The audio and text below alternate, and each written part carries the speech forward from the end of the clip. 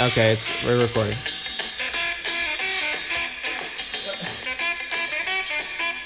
Are you gonna talk at all? John, you gonna say anything?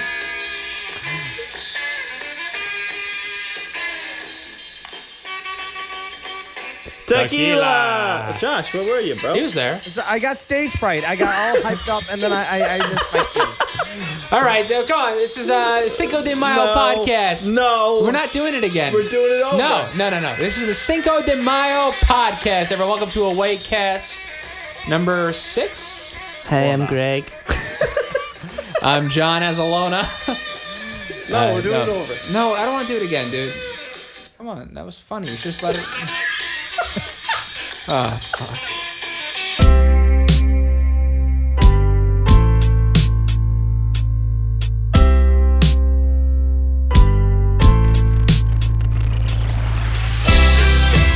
Tequila! Hey, everybody, welcome to AwayCast 006. I'm Johnny Azalona here with Gregg. Hello. Andrew Della Rocca. Hello. And with Joshua Hinkey. What up, yo? I was very glad I got my line that time. I was just even more nervous than the first time we did it. So welcome. I'm glad I was able to hit the Especially tequila because we're at the right talking time. about it now. We're probably going to have to play that entire intro for the people who are listening. They're going to have to listen to... The bad take. Yeah. The fake introduction to the show, followed up by John's stubbornness. But you know what's for us funny? to hit it correctly and do the whole thing all over again. Anybody that It was, doesn't... it was that David Fincher, absolute, we will do this 60 times to get it right. But anybody that doesn't look at the date, they're not going to understand that we did that because it's Cinco de Mayo. But they'll understand that we recorded it on Cinco de Mayo. But not if they don't have context. Well, now they have context. They do. Happy Cinco de Mayo, Look guys. what we did. Josh, happy Cinco de Mayo, man. All right. Yep. Josh, we know you're from Saudi Arabia, so Fact. Yep. That's a fact. is that a fact? What? Why are you from Saudi Arabia, Josh?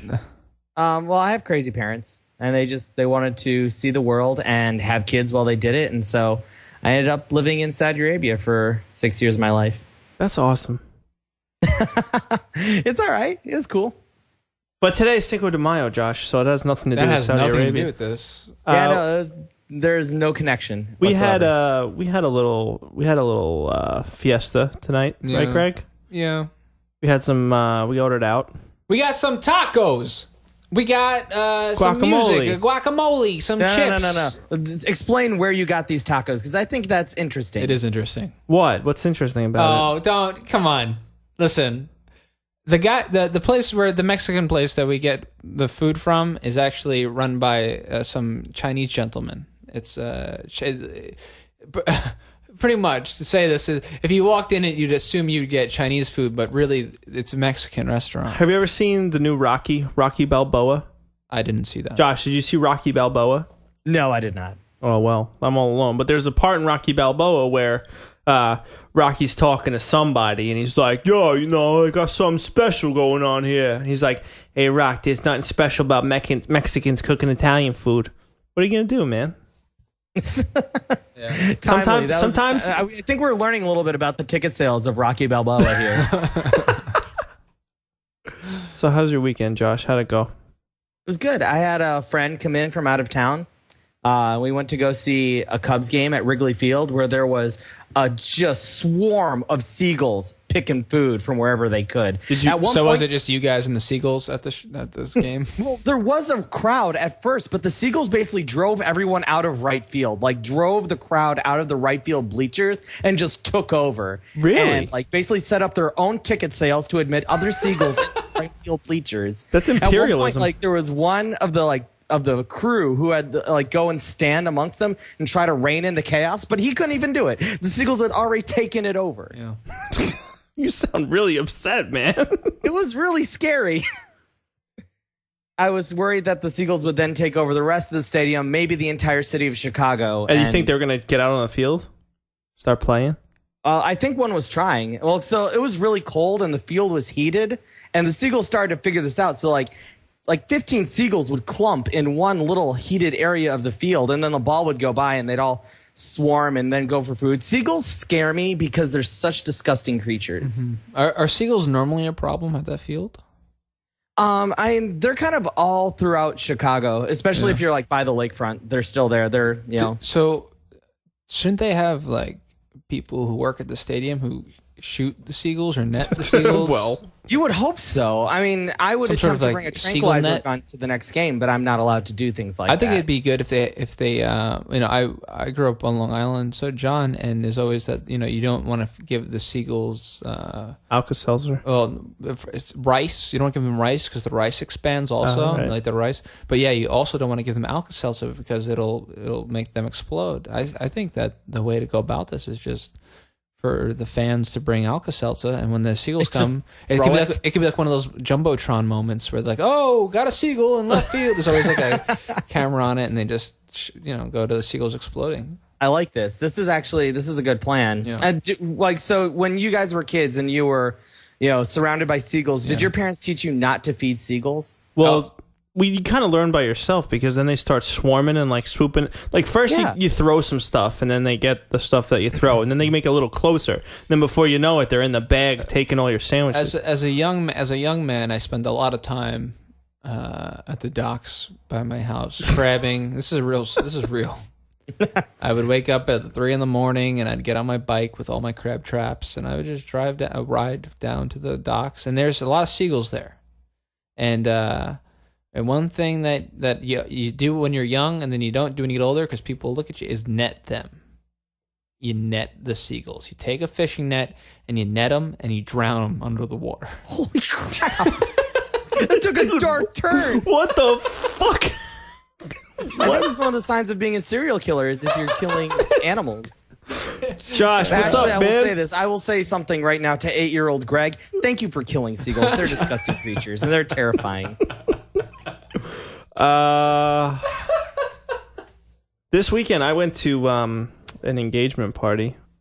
It was fun. They had a nice. It's always a fucking wedding or an engagement party with your weekend. You know, a lot of every people who weekend, are every weekend, getting it's the hitched. same thing. It's the same thing with you. Honestly, if you look at every podcast every weekend, it's the exact same thing for John. It's I went to a wedding, I went to an engagement party, and I drank and I danced, and it was fine. Yeah, all 6 AwayCasts that we have all have me going to. You do, John. All right, Jerry. You do, John. You went on. Yes. It's unbelievable. It's unbelievable. Ice luge. Josh, you ever do an ice luge? No, explain. Oh, so it's just like a chiseled block of ice with these two, like Slides. slalom slides going down, and it's angled so that gravity takes over. When you pour alcohol at the top, it makes its way to the bottom, and it's chilled by the time it gets there. So That's cool. Yeah, I did. Oh, haha. Cool. That's a pun. Did a little Jack Daniels. Nice. It was good. I drank some Glenfiddich this weekend while we were out grilling, and we had a couple cigars. What couple year, steaks. Josh? What year, Glenfiddich? Oh, I can't get that deep into it. 2013. My knowledge is not that sufficient yet, but hopefully someday I'll be able to answer questions like this. One day. But so the Bulls game is starting, and I asked my roommate, I was like, "Hey, can you go, pour me another glass of Glenfiddich?" And he's like, "Yeah, sure, I'll do it for you." And he disappears. He comes back like 3 minutes later, and he has like the glass filled to the brim of Glenfiddich. Like this is like That's so unclassy. That is it was like unclassy. Did you probably throw it in about his 2 face? cups. Did you take it and just throw it in his face and said, "Do that again and do it I like a didn't know any man"? better. I just drank it. That's awesome. Well, that's a lot of scotch. That is a lot. Well, you know what, Josh? That explains like your 5 or 10 Bulls tweets in a row. Yes, He's a big no, it Bulls really fan. does. You're a big Bulls fan. I got onto the bandwagon about 3 years ago when I moved to Chicago. I hate that. I hate that about you. I hate that because Wow, okay. you know what it is. I hate when people like the teams from where they live Josh, be careful. He might net. Gregg might net you. and drown you. drown me underwater with the seagulls of past. Oh my God. That wasn't true, by the way. God, this is Entirely. evidence. This is no, evidence. No, that wasn't true. We were drinking a little bit today, so it was just. No. So, here's the thing about the Bulls, because I stick by the Vikings and the Twins. I don't really care about hockey, but I needed one team that I could living in Chicago. I'm like, hey, I want to be part of one team. I want to be able to get excited about one team, and so I picked the Bulls. That and the Timberwolves suck, so it's pretty easy. You got the the Blackhawks over there. Yeah, I don't get into hockey. I don't actually watch any sports at all, because I just can't. I want to. I want to do is I want to get into a sport that no one else is into. I think That's pretty much everything for Gregg. What's no one into? I love that. Dude, you could always follow the beach volleyball circuit. Remember that one sport I tried to show John this one thing that I found. It was God, I forget what it was called. It was like this. It's this. It looks like almost field hockey with guys, except like lacrosse. Except they beat the shit out of each other with the sticks. Yeah, lacrosse. And there's like a lot of like really weird rules. Like they're allowed to throw the ball and then pick it up sometimes, and they can kick it and hit each other with these like wooden things, and they're all wearing like it's like a. Was it Quidditch? Were you? Nah, he was watching a bunch of drunk guys in Central Park. Fuck. A bunch of drunk homeless men. You know what? It is fucking. It's intense, and I was thinking this would be a great sport to like because no one would know what it is. This is what you could get into. Yeah, I can get into this kind of. So thing. if you be a season ticket holder to like. No, you can't. It's not. It's not an know? American sport. It's like only like it's. It's not American. You can't get tickets. You can't go to the game. You can't watch the game. It sounds something European, like cricket. Are you? It is European, but it's not cricket. I know cricket. Rounders? I'm gonna try to find it right now. Hang on. Rounders? It's called like something like Fitty Ditch. I think it's Kidditch. I think that you were watching witches play Kidditch, and now you're they're hitting each other with Quidditch. sticks. Or whatever. Oh, he's looking it up. I don't know what he's going to come up with. But yeah. what he would do, I think, is like at parties, everyone would be like, "Oh, football, other sports," and Gregg would be like, "That's not a real sport." You know what, dudes? Have you seen? I don't know. I can't even think of a name of someone who would play this game. MVP. Belly Gone Popper. There we go. Perfect. What's that? What's on Family Guy? That Spoople? Oh yeah. Is it called Spoople? Spoople. Don't be sad, Peter. Curling. It's not curling. Is that it like the sport you're talking about? Is curling? Because that's not how curling works. I'm pretty sure it's curling. Let me make sure. But it's not that kind of. It's not Olympic curling. Oh wait, no, that's the wrong sport. Oh, it's definitely not curling. Curling has very strict rules, and none of them involve hitting, kicking, or moving. Like you throw the stone, what have you. The stone. Fuck, man. It involves ice and shouting and brooms. Hold on, I'm gonna find this. The entire Olympic curling team made up of Minnesotans, and they were not very good. Yo, represent curling for Josh. This is what we got. We got ice sports. That's all Minnesota is good for. No, Minnesota's hockey town. Yeah, that too, which is an ice sport. It is. Yeah. Dude, when you have winter, 10 months out of the year, you got to do something. Waiting for Gregg to come up with the name of this, or else we're going to move on to video games. Yeah, know what? We should move on to something else. And if I come up with this, if I figure this out, I'm going to just interrupt and we'll talk about it. Let's talk some video games. Let's talk video games. Josh, what's been up, man? What are you playing? I played Soul Sacrifice. I picked it up on the PlayStation Vita. I think I summed it up best when I said I was just so happy to have something new to play on my Vita. I'm not entirely sure how good Soul Sacrifice actually is. I feel like I lack the distance to really see it for what it is.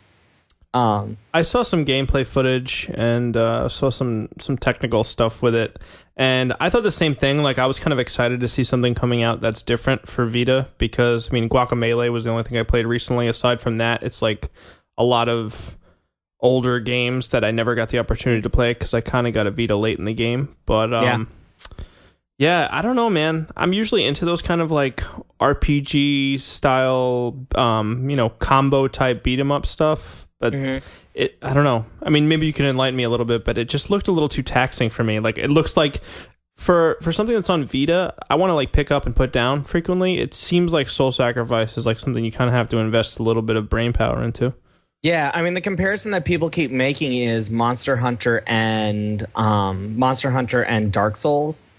But the problem is that it's delivered in a pretty uninteresting way. Essentially, at the start of the game, this warlock is this sorcerer is taking his prisoners out, and he is killing them.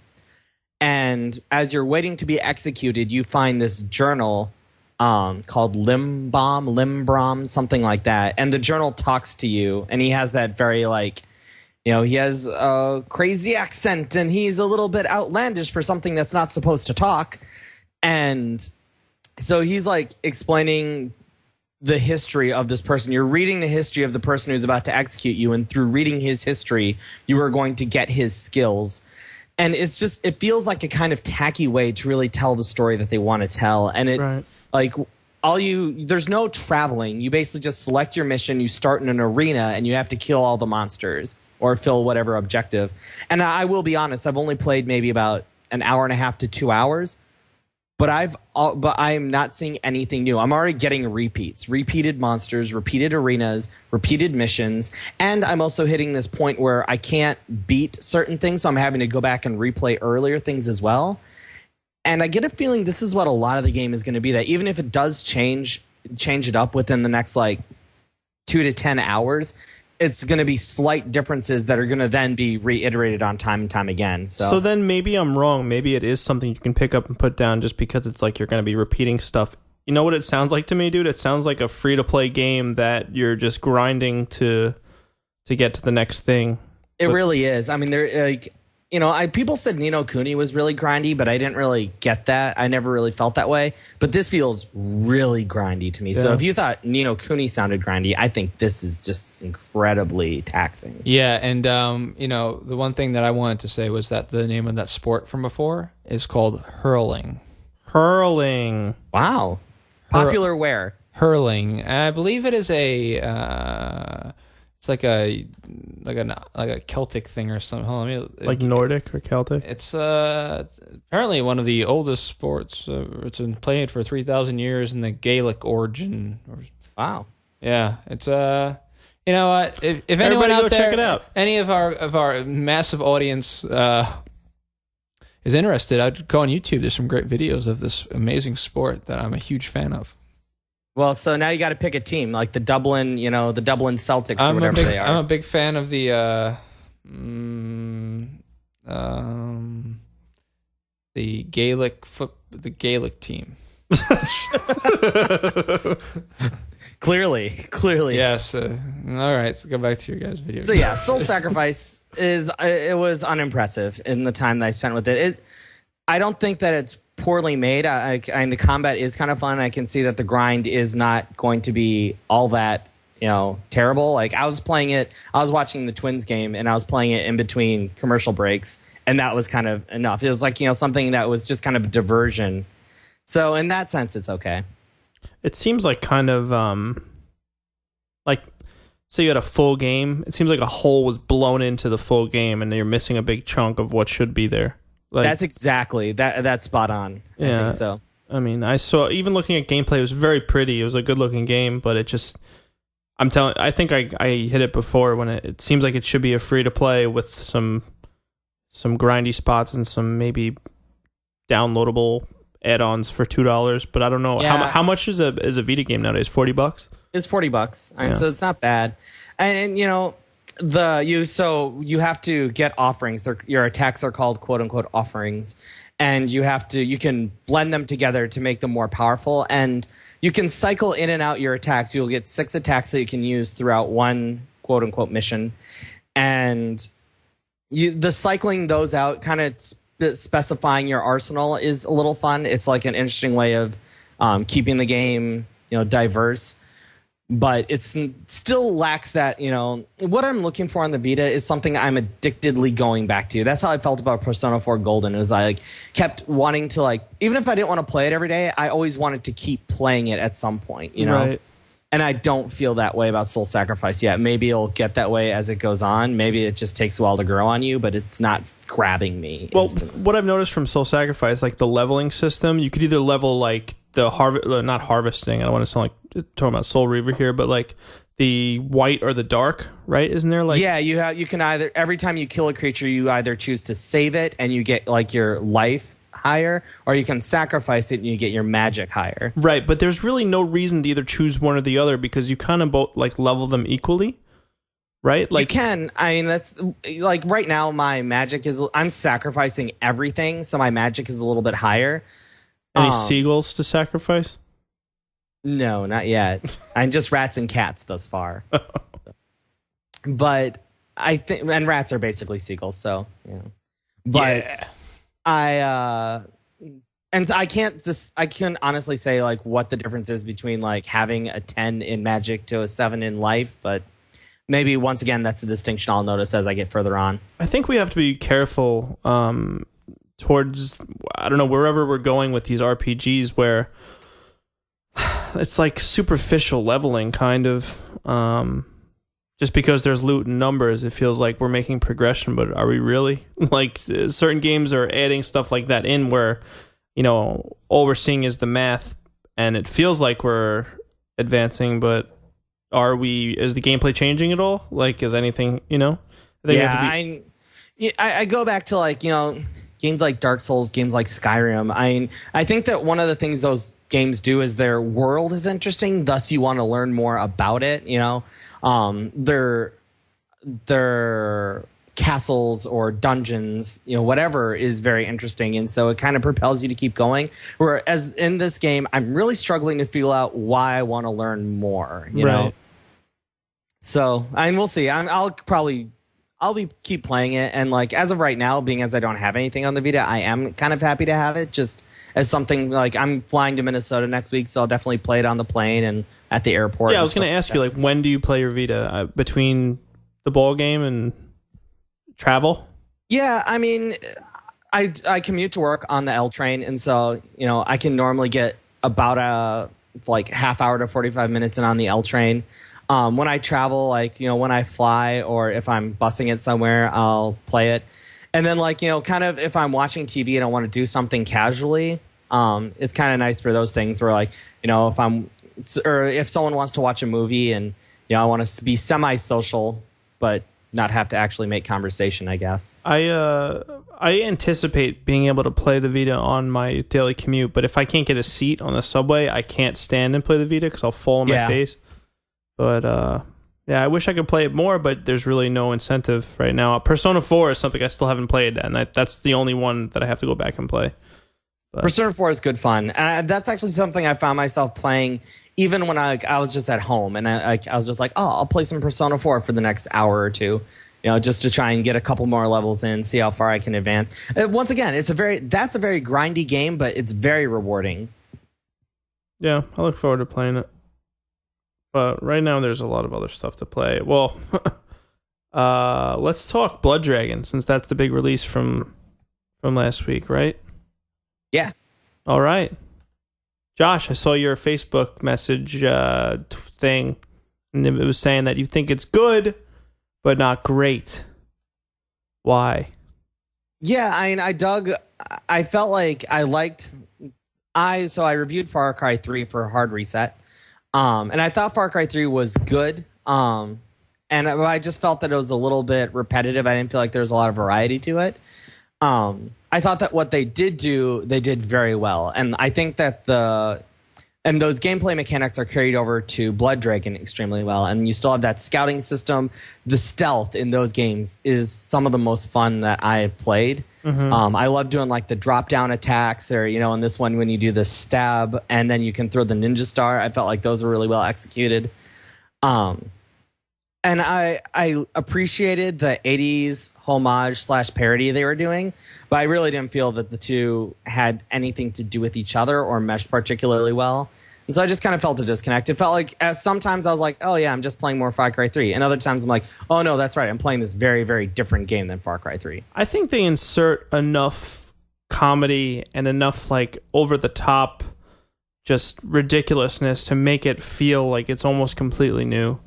But I mean, we have to bring it back to the fact that, like, you know, it is a $15 downloadable title. We're not looking at a big thing. For those of you who don't know, and most of you should know by now, Far Cry 3 Bloodragon, it sort of takes on this 1980s sci-fi future. The future is 2007. Kind of parody of itself thing, and it's super over the top. Just good fun. I really enjoyed it. I mean, I know Gregg did too. We both had a really good time. It's just so funny. I don't know. What did you think of the humor? Gregg. Well, Gregg first, because Gregg. Go ahead. I thought it was very, very funny. I thought it was hilarious. I thought that's honestly what I like about it more than anything. Playing the actual game, I just feel like I'm playing more Far Cry for the most part. But really, what I like about it is that it's very funny, and the cutscenes are hilarious. I like the animation style of the cutscenes too. It's really cool. Yeah, the animation style of the cutscenes are pretty much like straight from Sega CD style. Like all of like the way the humor is, like with just like the ridiculous technology terms, and like when they're at the very beginning opening sequence when they're like putting you together, like they're building the robot, they're just using these most ridiculous technological terms that don't make any sense, and it's just so funny. And again, it happens. There's one of the first missions is this you're with this guy Spider, and he's hacking a computer, and the stuff he's saying while he's hacking the computer just makes no sense at all, but it's just using buzzwords like Cortex mainframe. It's just stuff that now we listen to and we're like, that makes no sense at all. But I guess if it was the 80s, you'd be like, maybe that's real technology stuff that we just don't understand. Yeah, exactly. But I guess going back to my my science fiction sci-fi my sci-fi channel which I've used every week so far. I don't take it the game too seriously, right? I just look at it as it's an add-on. It does feel kind of the missions feel a little generic to me, and they feel like I already feel like I was getting bored with them, just going from place to place, killing guys, doing the same kind of thing. But there was some really funny stuff in there. I didn't get through the game yet. One of the funnier things that I don't want to spoil anything, but there's a very funny little Ninja Turtles homage in the game. Yeah, you'll find it. It's funny. And I think that's how I think one thing I kept telling myself while I was playing it was that it's really funny. Yeah, and that's I think the gameplay gets forgiven by that stuff, because a lot of the missions you get after you clear the garrisons are like, kill this guy, rescue this guy. But you can either take the stealth approach or you could just jump in and kill everybody. And I think the fun of the gameplay isn't the variety that's laid out for you. It's the variety that you create. Like, you can approach almost every mission any way you'd like. You could hang glide in, jump down from your hang glider, assassinate a guy, throw a ninja star at a guy, blah, blah, blah, blah, et cetera, ad nauseum. But I don't know. I love Far Cry for that reason. I like Far Cry because I could just, I could listen to music and play the game at certain points where I knew the story wasn't going to matter. And I knew that the gameplay was going to keep me entertained. And there's certain times where, like, even in Bloodragon, where dudes pull up in a truck and you shoot them once with your sniper explosive shotgun and it blows up and ragdoll physics fly everything everywhere and it's hilarious. And you think, like, whoa, that's cool. Like... It has those moments, like those almost 80s action movie moments where you're like, damn, that was pretty cool. They should have included a Corvette, John was saying. I know. I think there's no vehicle variation from Far Cry. Maybe some reskinning, but I think they should have put in like Knight Rider, a Knight Rider car. Or like I definitely did enjoy all of the nods that they have. I mean, there's dozens upon dozens in there. Alien. Yeah, and there's Aliens. There was a Karate Kid one. The Teenage Mutant Ninja Turtles one is in there. The Die Hard reference in the trophies. And so much of that stuff I felt was really well done. There are some jokes that are a little heavy-handed. Because basically how I was feeling about this game is even more I wanted it to not be outwardly funny, but only kind of funny to like people who really understood the genre.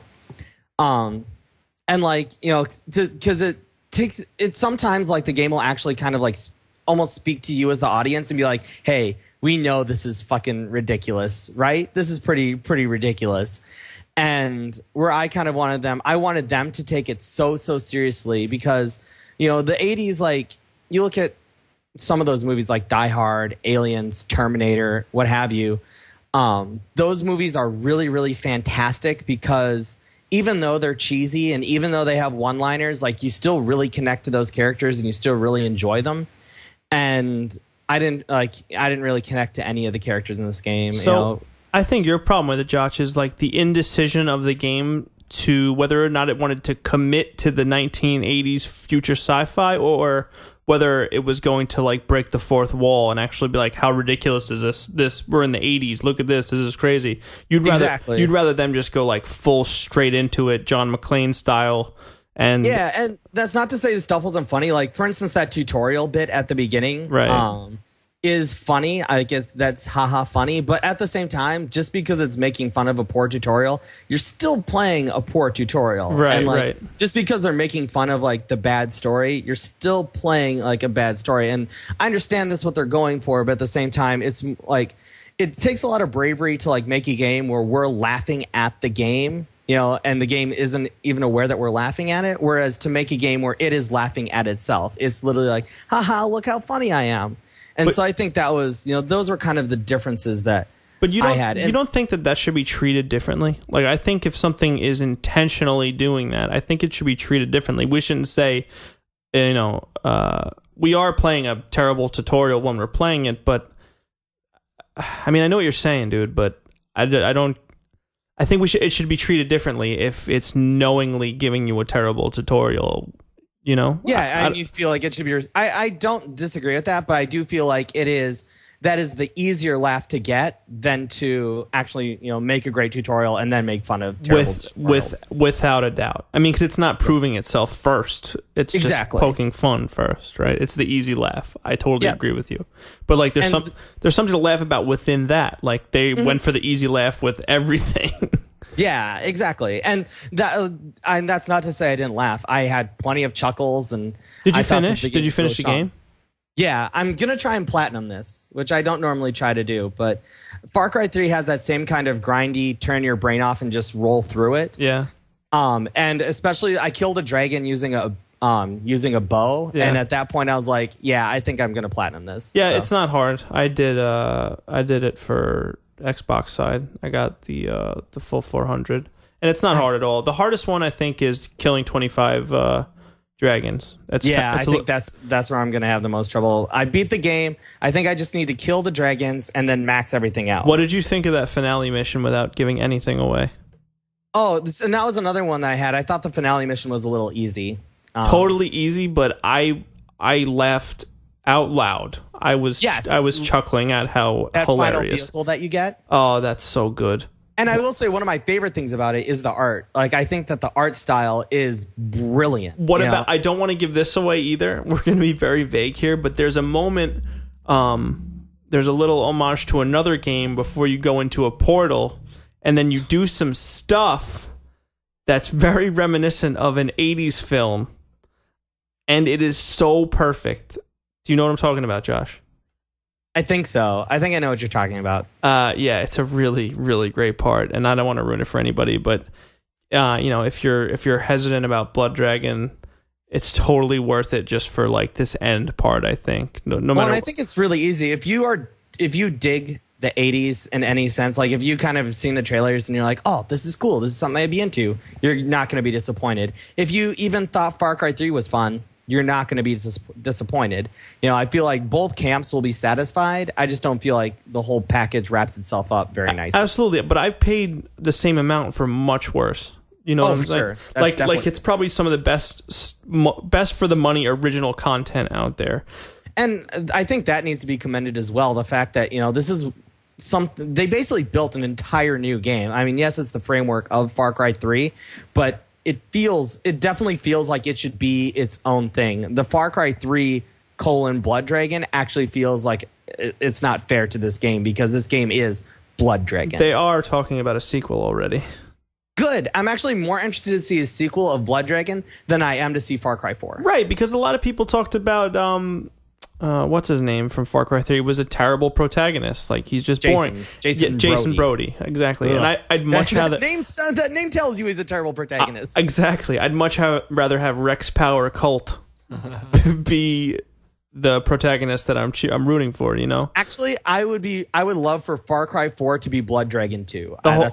Man, I would play the hell out of that. Just bring it a bit deeper.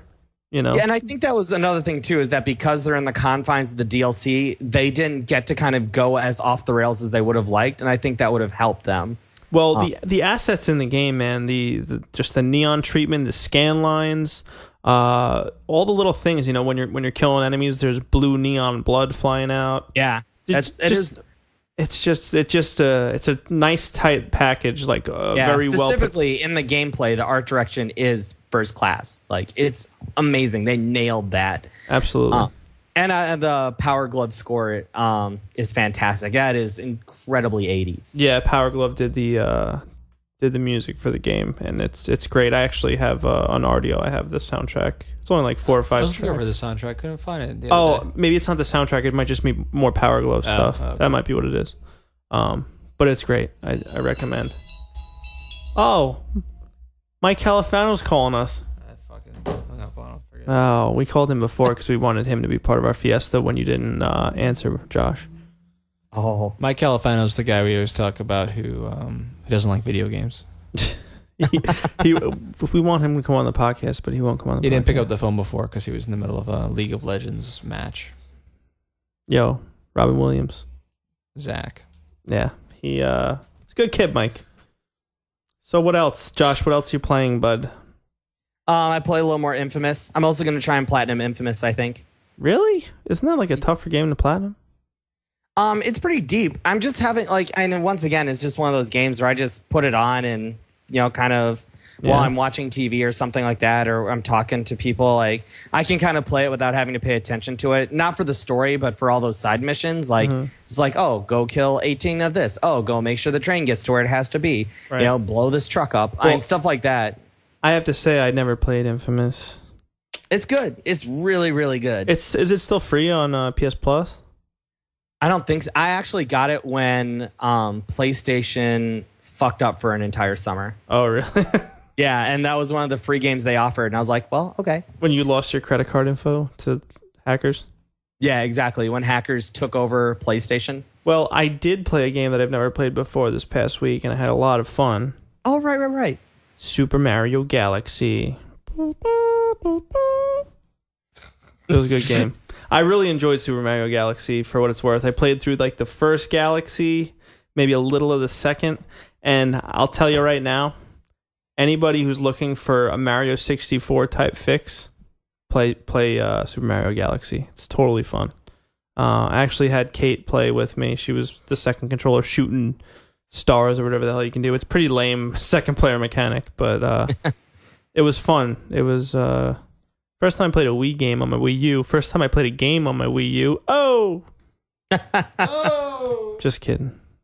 But I had a really good time. So how does that? How do you have the nunchucks you have to plug in? Well, remember last week I bought Mario Galaxy, and then I had to order a nunchuck afterwards. But it was worth it. The nunchuck was only like $12. But is there any? Is there any benefit to playing it on the Wii U over playing it on the Wii? Absolutely not. So what happens is, this is the first time I did this. You have to, from the Wii U dashboard or whatever the hell you would call it. Home screen, you have to launch the Wii home screen, and then it just like pretty much turns into a Wii. Like your Wii U turns into a Wii. You go back to the old Wii. It's running the old Wii U OS.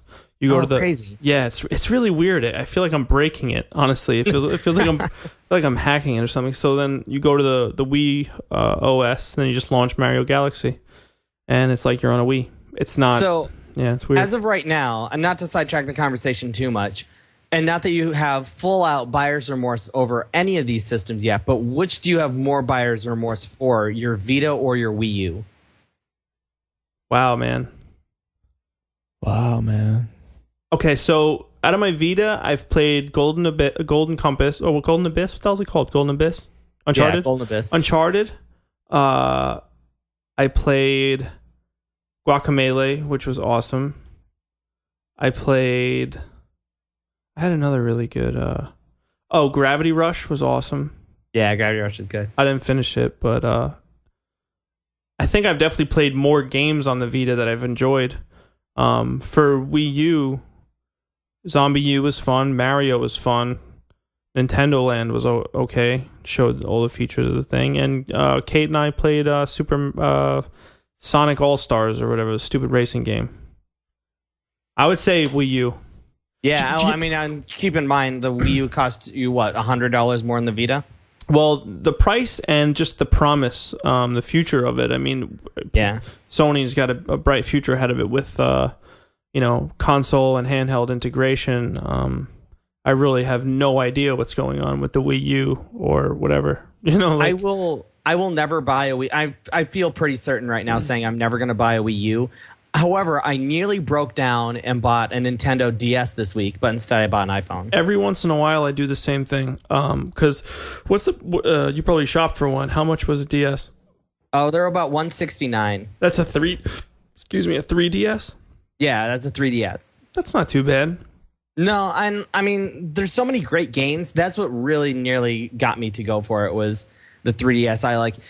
I did my research and I really started to look at it and I was like, there's a lot of games to play. There's a bright future there. Nintendo just talked about all the 3DS releases they're doing. But in the end, I was like, but an iPhone is just more practical. Right. So I went that way. Well, I was thinking about this today. I was thinking a lot of the games that Nintendo's releasing or has released recently they seem like they're iPhone games. Like even listening to on some of these Nintendo Directs, how they open up, they're talking about the 3DS and these games where like, touching and tapping with the stylus is still an innovative feature. Like, no, we're way beyond that. You have to show something else at this point. But I mean, to bring it back a little bit, you're right. There are plenty of games I definitely want to play on the 3DS. But can you justify having two handhelds plus an iPhone? Well, exactly. And I also came to the thing where as much as I like what the 3DS is doing, they're still making relatively safe and relatively predictable games, whereas the iOS is going to have a lot more interesting games that are completely different to anything I've played. Right, because it's a melting pot of developers everywhere. You're not just getting licensed stuff. But yeah, I don't know, man. I mean, we hate on Nintendo a lot here, but with Just Cause. I feel it's pretty... Speaking of Just Cause, there's a discussion on Reddit, I think this week, about how we're reaching the end of our cycle here, the end of our console. Now, if you had a friend that was going to buy a console right now, it doesn't matter which one, what game or top 3 games would you say of this generation is a must play? So do they all have to be from the same console? No. Okay. Doesn't have to be your favorite. Just like, what do you think people should play to that fit this generation? I know I'm putting you on the spot. Okay. So here we go. I think you have to play Skyrim. I feel like that's a must play. Because I think that has personified open world and the RPG in a streamlined fashion that just is probably about as good as it gets. I think you have to play Mass Effect 2. Just because anyone who talks about this generation talks about Mass Effect 2. And I feel this is also kind of coming off as my favorite games of this generation. Go ahead and add in some of yours. I'll tell you a third. Well, we already know 2 of mine. So, one that actually strikes kind of hard. It's more of like a sleeper. I think everybody should play Spec Ops: The Line. I think that's a game. That's cool. I think that's a game everybody should play, and that not many people have heard about. It gets overshadowed by a lot of bigger titles. But when they had that big sale last year, I picked it up for like $30, and it was definitely such a banging game. Like, I've never had to deal with player choice in such a way. Not in a sense like, oh, I have a choice. It's like you don't have a choice, but there's this guilt. And I've never felt guilt playing a game before until I played Spec Ops. So that's a great game. I know we're at the end, but I think I'll keep these as one. I'll say BioShock and BioShock Infinite, obviously, just for the storytelling aspect. I think there aren't many games like that tell stories in such a way where you experience it in this sort of utopia turned dystopia. I think there isn't much like that out there. What about Greg? Go ahead. I don't know. This is hard. Well, I think your favorite game is definitely on that list. I know. I was going to say Fallout. I think Fallout 3. Oh, Fallout 3 is really good to have on there. And the reason why I was definitely going to say it, but I was thinking about when Josh said Skyrim, because I was thinking Skyrim also, but then I was like, I have to figure out which is the best of the open world if someone had to play one of them. I think that's fair. That's a fair argument. I mean, what's better, Fallout 3 or Skyrim? Yeah. I mean, Fallout 3. Also, Skyrim is a little generic in its world, where Fallout 3 feels so unique. Yeah, and the thing about that I always liked better about Fallout than Skyrim is the actual quests.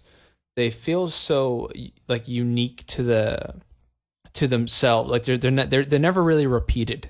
Like the style of quests that you have to do. Right. Whereas Skyrim, there's like a lot of the same quest over and over again, just with like different names and different things. Where Like some of the minor quests, they're repeating. yeah, like they don't like really do that at all in Fallout. Like there's hardly any of like the same kind of quest. You know, it's always has something to do with either the main story or they'll make up an entirely unique story for that particular quest, which is always my favorite part about the game is just going to a place, exploring, and then expecting to just get the regular old open world, we need 3 things of honey, go get them for us, and then, or something like, but it turns out this whole big story where like Right. you're dealing with the situation in that particular area of the game that's totally has nothing to do with anything else, and it's like playing a mini game, almost a whole nother game. Right, and game. what I like about Fallout 2 is if like you make the effort to read between the lines, like there's plenty there. Like if you're exploring a place in Fallout, say an abandoned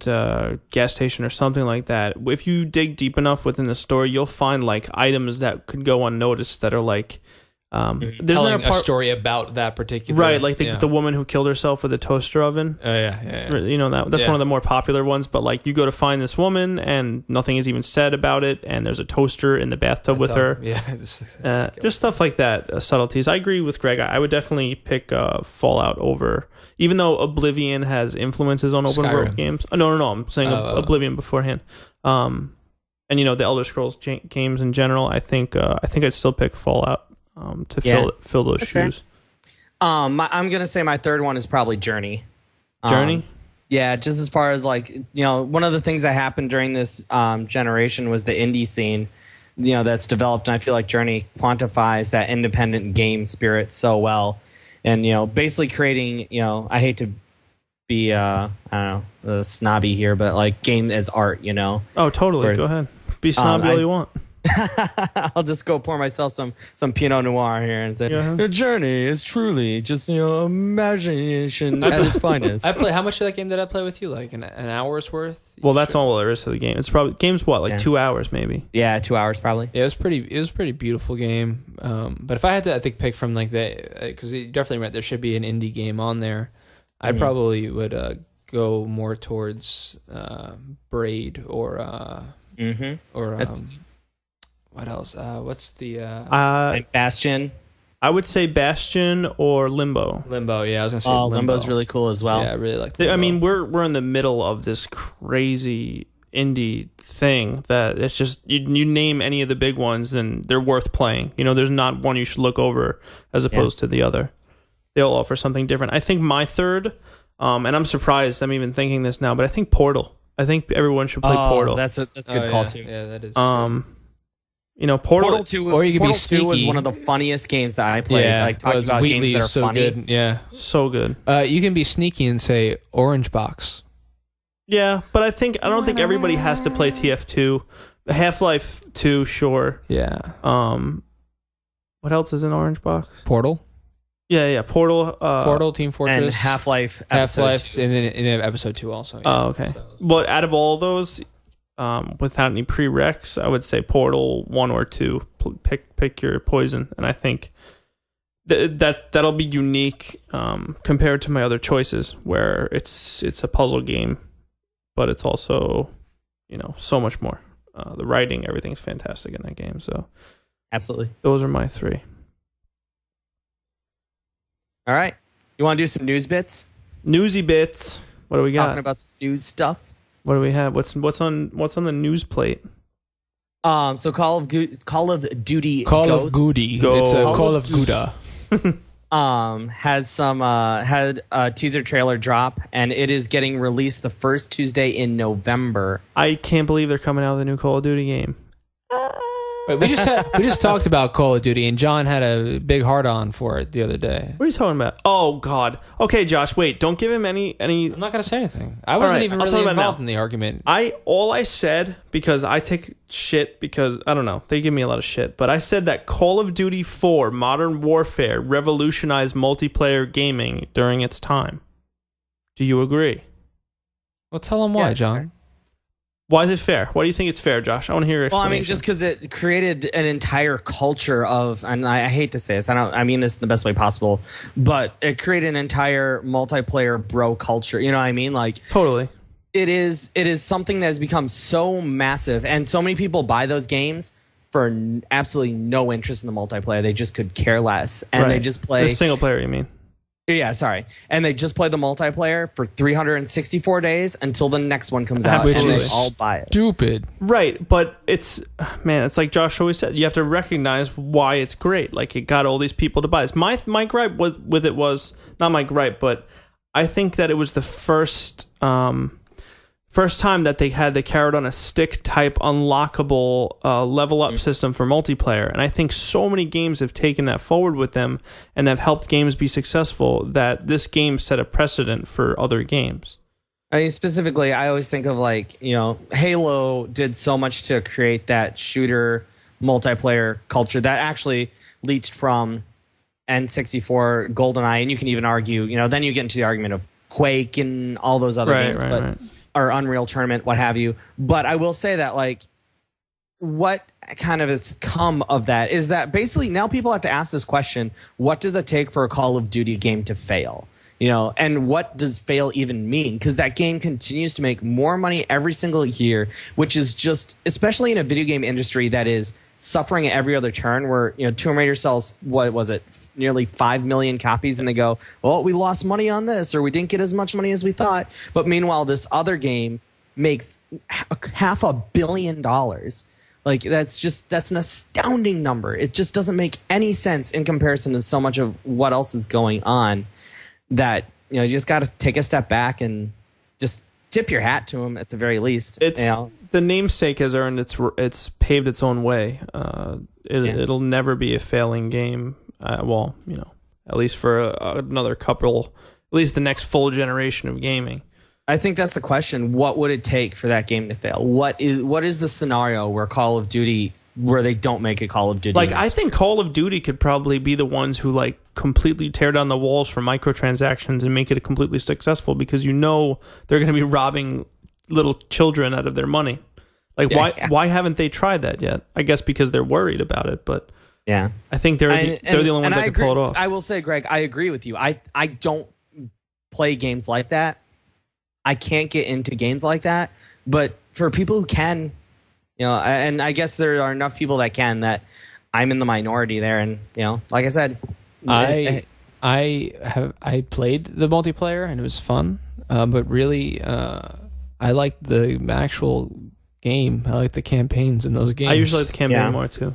When that first came out, that was the first time I think set pieces and quick time events and things like that became this, were introduced to popular culture. I don't want to seem like I'm coming off like I love Call of Duty. I really don't. It's not. But you have to, Josh's favorite saying, you have to give credit where credit's due. The game definitely made some changes within the industry, and it's no mistake that it's at the top of the selling point for the top of the sales for its namesake, I guess. So other news, Beyond Two Souls was the second game ever to be featured at the Tribeca Film Festival.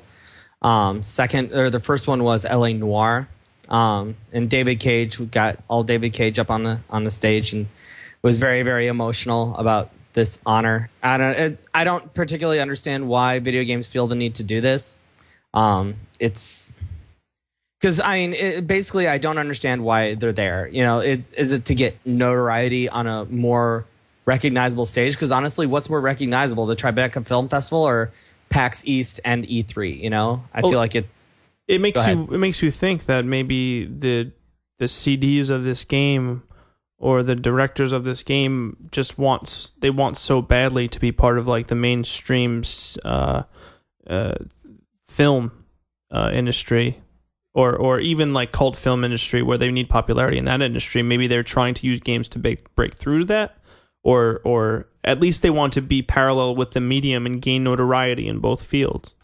I feel like that's more what it is. I feel like it's the latter of what you said, where they feel the need to compete in that area where they're like, hey, we're kind of doing what you're doing, but we're just as artistic as you are. And I don't feel like that's a battle that needs to be fought. I feel like, great games will be great, and it doesn't matter particularly if anyone at the Tribeca Film Festival can note that. Well, that just shows. I mean, there's so much great writing and great things happening in games that only 2 have been there. I mean, I think it's just the motives of the people behind the games that want to get involved in that stuff. I don't think they're ever going to cross culture directly.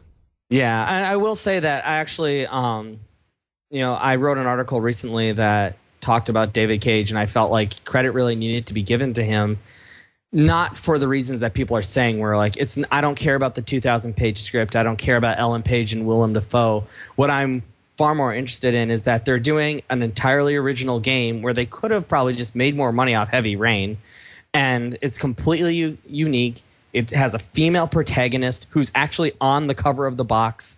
Coming out at the end of the console era. There's a lot of things about that are really, really brave and unique. Watch Dogs had their trailer come out right after Beyond Two Souls, and while I am excited for Watch Dogs and I'm interested in it, I was like, well, the trailer just plays like fanboy checklist. It's like gravelly voice talking about getting even, things are blowing up, and I was like, oh, look, there it is, check, and I could whereas Beyond Two Souls, I'm like, oh, look, this is actually different in certain ways, and so I am excited in that respect for Beyond Two Souls. I really enjoyed Heavy Rain. I thought it was great, so we'll see what Beyond Two Souls brings.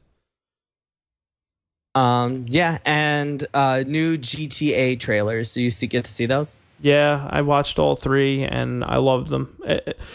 It's until this type of GTA trailer comes out. I mean, it comes out with every version of the game, but the one that just came out is the one that gets you excited. Like, this is the one that showcases the character, showcases the story, showcases what you need to know if you're interested. And I'm excited for this game. Tell me, did you get to watch a Rev 3 preview of it? Yeah, I watched Rev 3, Adam Sessler and his cohorts discuss, and they talked about some really new elements of gameplay within, I guess playing GTA. It's not going to be, the developers felt, I guess Rockstar felt that things were getting a little stale. It was just the third-person cover shooter mechanic type of deal. Yes. So it seems like what they're allowing now, and this is just through hearsay through Rev 3, who actually got to see the game, so I guess it's hearsay, but it seems legitimate. You're going to be actually able to switch through the 3 protagonists in real time. So, they were discussing this one situation where you had Michael, I think his name is. He's like on an overpass with like a bazooka or a rocket launcher, and you shoot the rocket launcher at this group of enemies or whatever's happening. And as you shoot the rocket launcher, they switch to what's the bald guy's name? Do we remember names? Trevor is the older. Trevor. You switch to Trevor, and he's on the ground meleeing guys where you shot the rocket. And before the rocket hits, you can switch from Michael to Trevor and continue gameplay to see the rocket hit to the right of you. So it seems like you're going to be able to switch through all the characters in real time, and they're going to all have their different abilities, where like Trevor is going to have some like a rage kind of mechanic where he's a melee dude, like an overdrive thing. And the same for the other 2. I don't want to start recalling memories and taking guesses here, but it just seems really interesting that they're trying something new. It's been a while since the last GTA. We've had Red Dead. We've had a lot of games in between. Yeah. So Rockstar, I think, is ready to come out with something brand new for us. I'm excited. I love Red Dead. When you talk about greatest games of this generation, Red Dead is something that comes to mind. Yeah. GTA 4, I actually went back and played it recently. A lot of people love GTA 4 in the moment, but going back to it, that game feels dated as fuck. Like, it feels super old. What was that, 07, 06?